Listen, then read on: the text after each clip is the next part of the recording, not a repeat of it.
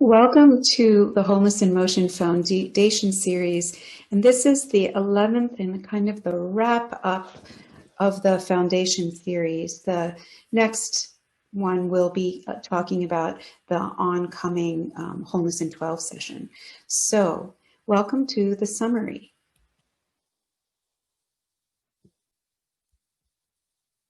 The purpose of this series is to introduce the Wholeness in Motion work, to be preparatory material for anyone who's beginning to start the Wholeness in Motion work, and also to be a resource for those already engaged with WIM.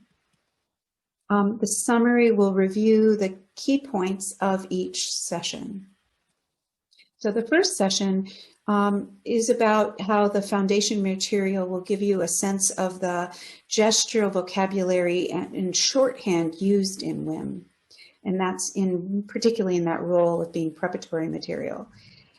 It also talks about how I see my role as a curator of information and material more than as a teacher.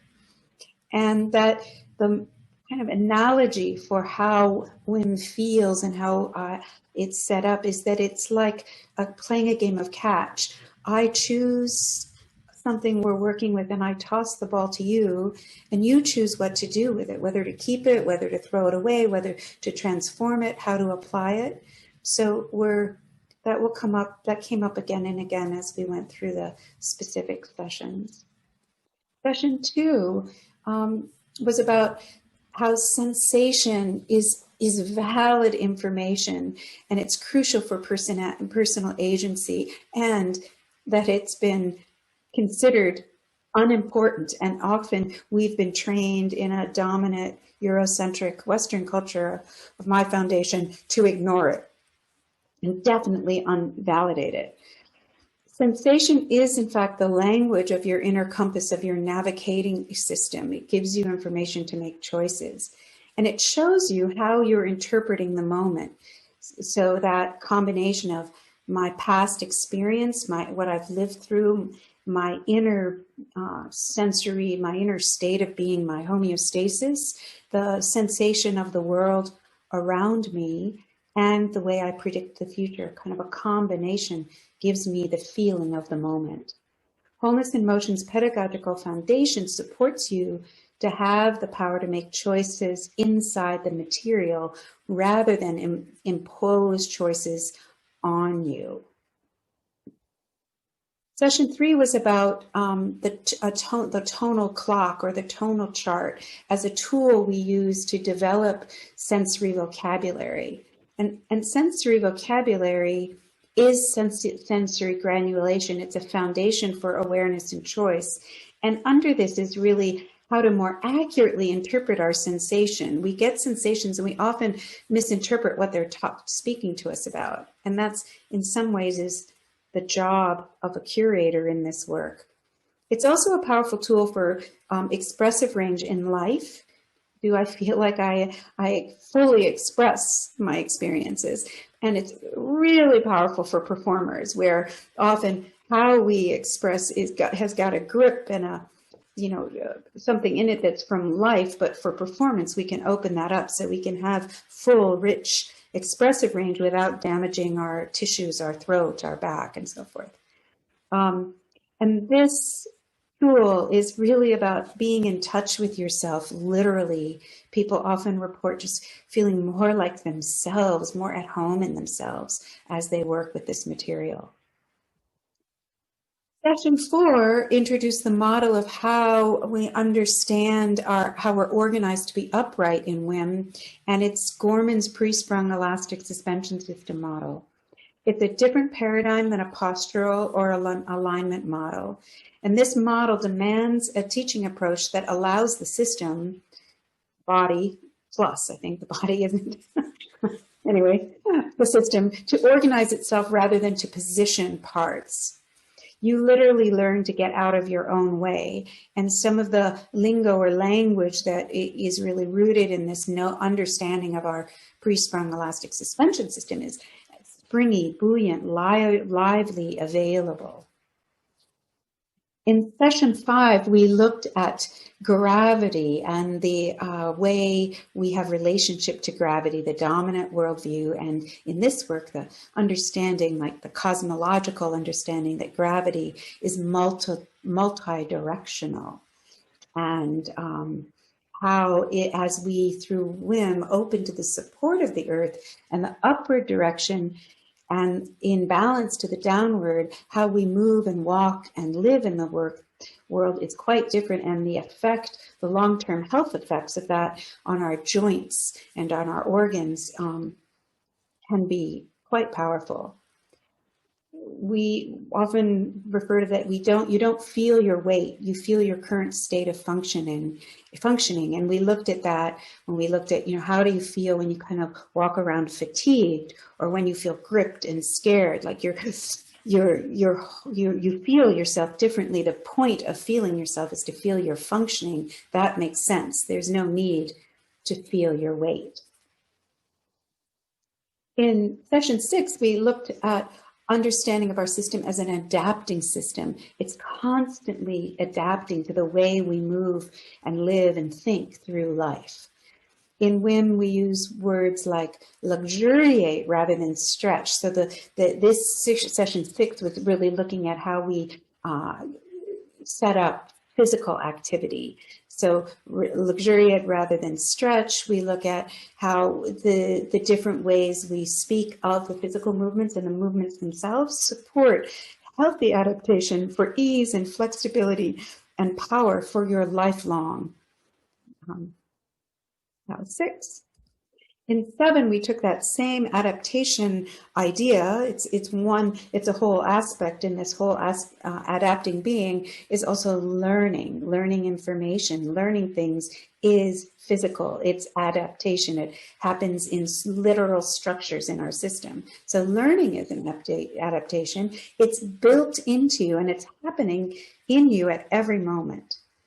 So WIM is a pedagogy. Within WIM, it's a pedagogical approach that scaffolds the conditions for useful learning to happen rather than endless correction or fixing or actually teaching fear. How somebody sets, if you say, now this time, make sure you get that note. You're not only, they're not only learning because they're beginning to sing again, but they're learning a kind of a fear and anticipation in the very way they're doing it. So we look at that, take that very seriously about what's actually being set up by the instruction or the invitation I'm giving.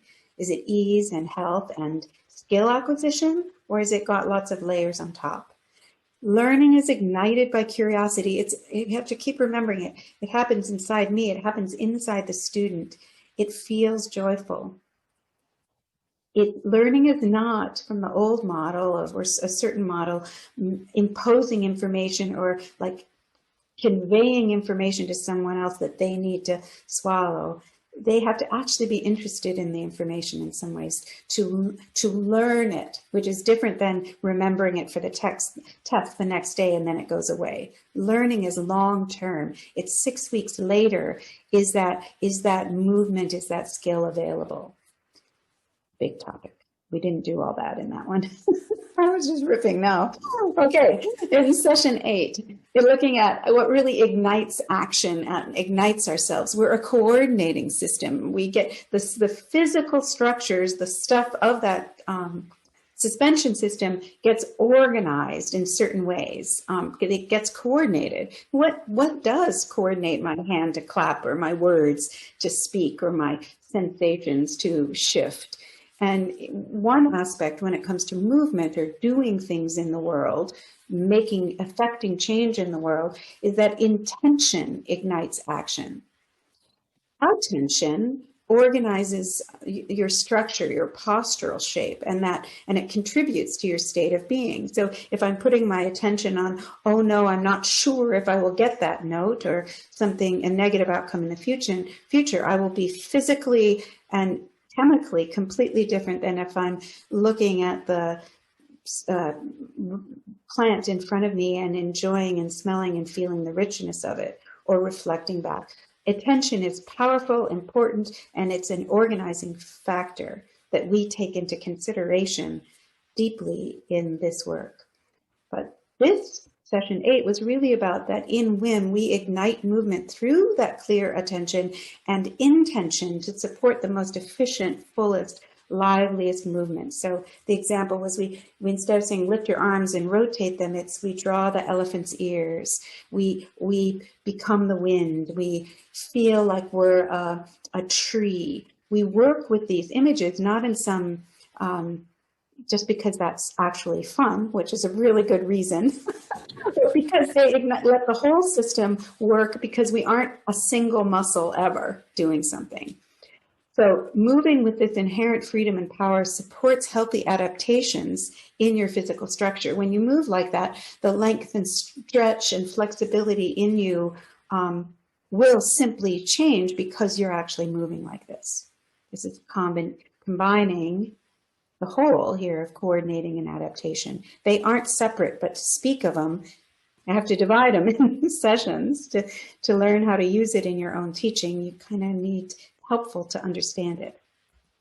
In session 9, we finally got to some of the work, and here's, or the practices. So the threshold sequence, the locating sequence, is about honoring transitions. That actually it's something in the rushed world of the world I'm around, transitions get skipped as useless, and those transitions set up the conditions for safety and thriving learning. They set up the conditions for a kind of healthy meeting if you're going to have a meeting or run a business or something, taking that time to bring people in. It's a way of creating community too. So locating, there's so many ways this is used, and it's gestural as well as these words, and all the words, like everything, have a whole universe of understanding inside of them. But here they are quite simply.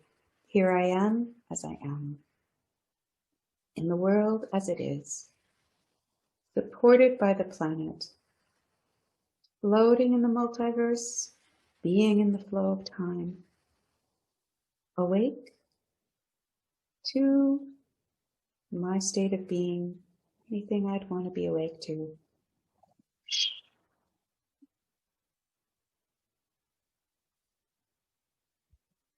Session 10, we got again to do one of the sequences in Wholeness in Motion, and this was the meta pattern sequence. And there it is on the side, the flow through the vibration, the layers, the fluid, the line, kind of archway, the threshold, spiral, sphere, wave, suspension, and dissipation. And here, while it's so simple, you could simply dance those shapes for years, which is how it started for me. And then it unfolded into layers upon layers, that this makes it look so complex. Think of this image when you see this image. So these are the meta patterns of these layers, like they have the perspective, interbeing, unique being, relational being, inclusive. They have meta knowing. I am Earth. I exist. There are cycles in life. Change is conscious. There are meta feelings. I'm safe. I feel worthy. I feel community. Then there's nature and archetype and the mythic, the tree, the cosmos, the warrior, so forth. So it is whatever we make it, but it's a powerful practice, and it becomes a curricular item too for me. Even when I'm doing a workshop, I might go back and say, okay, what is the sort of the overall feeling I'm creating in the room? Have I looked at like fluidity? Have I looked at a way that people can make their own relationship to it? How am I working with the relationship between people? Spiral, I love, because it's like, what am I letting go of? It's an embracing, releasing cycle. What can I embrace? What can I let go of to make it make sense, and so forth. So this is powerful in a million ways, at least in my life and people who continue to stay engaged with the material.